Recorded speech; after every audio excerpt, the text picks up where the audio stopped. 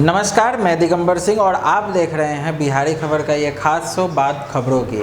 Lockdown आदेश अधिकारियों के लिए बना कमाई का धंधा। कोरोना महामारी को लेकर लगाया गया लॉकडाउन बिहार के नवादा जिले के रजौली में पुलिस प्रशासन के लिए कमाई का धंधा बन गया है।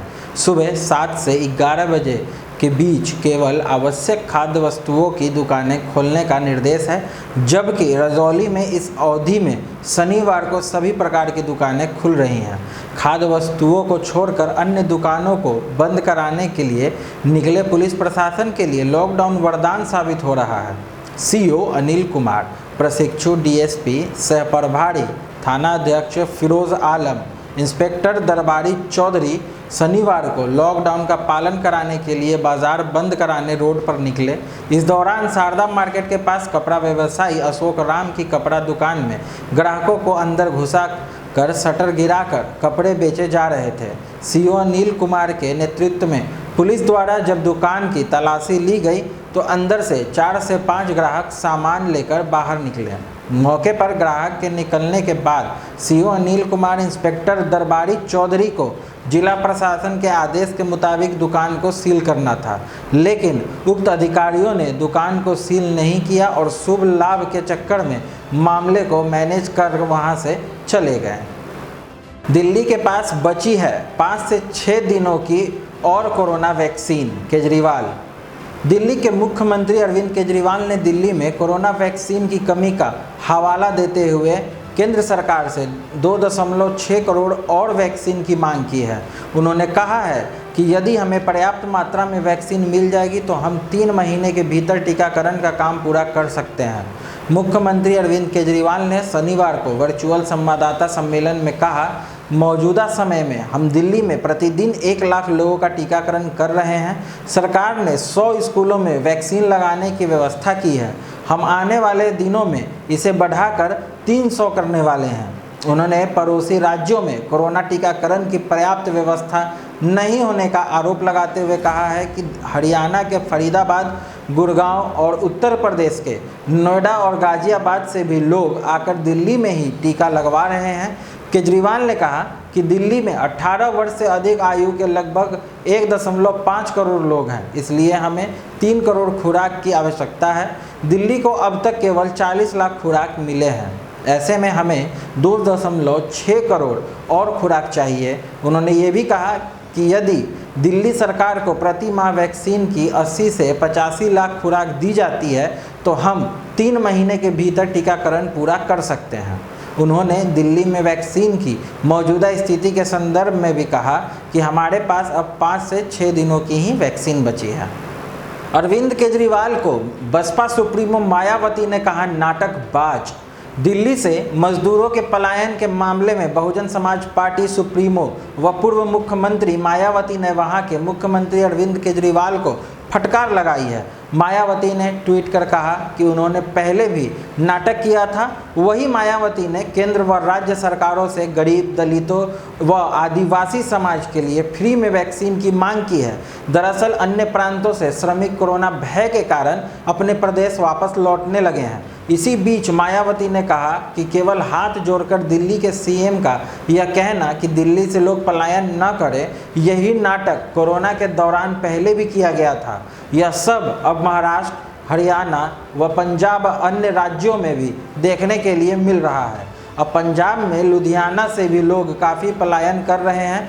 पलायन कर रहे मजदूरों को लेकर उन्होंने कहा कि यह बहुत ही दुखद है। मायावती ने यह भी कहा कि यदि वहां की राज्य सरकारें इनमें विश्वास पैदा करके इनकी ज़रूरतों को समय से पूरा कर देती तो फिर ये लोग पलायन नहीं करते। अब वहां की राज्य सरकारें इस मामले में अपनी कमियों को छिपाने के लिए किस्म किस्म की नाटकबाजी कर रहे हैं। यह किसी से छिपा नहीं है। पूर्व मुख्यमंत्री ने यह भी कहा कि गरीबों, दलितों को फ्री में वैक्सीन के साथ साथ आर्थिक मदद भी जरूरी है। 48 साल के इतिहास में पहली बार विधानसभा में माकपा और कांग्रेस नहीं, ममता बनर्जी। पश्चिम बंगाल विधानसभा चुनाव में माकपा और कांग्रेस को एक भी सीट नहीं मिलने पर मुख्यमंत्री ममता बनर्जी ने तंज कसा है। शनिवार को विधानसभा के विशेष सत्र को संबोधित करते हुए ममता ने कहा कि जो भी अहंकार करेंगे उनका पतन अवश्य भावी है। 48 साल के इतिहास में पहली बार हुआ है कि विधानसभा में माकपा और कांग्रेस के एक भी विधायक नहीं है। तीसरी बार राज्य की कमान संभालने के बाद मुख्यमंत्री के तौर पर ममता बनर्जी ने शनिवार को पहली बार विधानसभा में अपना वक्तव्य रखा। उन्होंने कहा कि कोई भी बाहरी अंगर बंगाल में आएंगे तो उन्हें कोविड-19 के प्रोटोकॉल का पालन करना होगा। भारतीय जनता पार्टी पर भी उन्होंने चुन चुन कर हमला किया।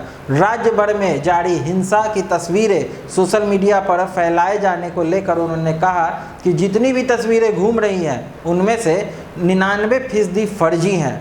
अपने विधायकों को निर्देश देते हुए ममता ने कहा कि लोगों के बीच जाकर यह बताने की ज़रूरत है कि फर्जी तस्वीरों पर भरोसा ना करें। उल्लेखनीय है कि शनिवार को राज्य विधानसभा का विशेष सत्र आयोजित किया गया था, जहां अध्यक्ष के तौर पर विमान बनर्जी को एक बार फिर चुना गया है। कैप्टन रानी सहित भारतीय महिला हॉकी टीम के अन्य सदस्य कोरोना संक्रमण से उबरे। भारतीय महिला हॉकी टीम की कप्तान रानी रामपाल सहित टीम के अन्य सदस्य और स्टाफ कोरोना संक्रमण से उबर चुके हैं। रानी ने शनिवार को उक्त जानकारी दी है। रानी के अलावा सविता पुनिया, शर्मिला देवी, रजनी, नवजोत कौर, नवनीत कौर, सुशीला और सहायक स्टाफ के 2 सदस्य कोरोना से संक्रमित हो गए थे। ये सभी अप्रैल में अपने गृहनगर से वापस बेंगलुरु साई केंद्र लौटने पर कोरोना की चपेट में आ गए थे। रानी ने ट्विटर पर एक बयान में कहा, पिछले 2 सप्ताह के दौरान मैसेज और कॉल के माध्यम से प्यार और मानसिक समर्थन के लिए आप सभी का धन्यवाद। मैं और मेरे साथी और मेरे सहयोगी कर्मचारी अब पूरी तरह से कोरोना संक्रमण से उबर चुके हैं। हमारे सभी हॉकी बिरादरी के सदस्यों, दोस्तों और प्रशंसकों के रूप में आप सभी का प्यार पाकर हम धन्य महसूस कर रहे हैं। उन्होंने आगे ये भी कहा कि हमारी अच्छी देखभाल करने के लिए हॉकी इंडिया और साई को विशेष धन्यवाद। यह जानकर बहुत दुख हुआ कि इतने सारे लोग इस महामारी से अपनों को खो रहे हैं। उनके लिए मेरी प्रार्थना है, कृपया अपने निकट और प्रियजनों के लिए किसी भी तरह से जितना हो सके उतनी मदद करें। आइए इस महामारी से एक साथ लड़ें।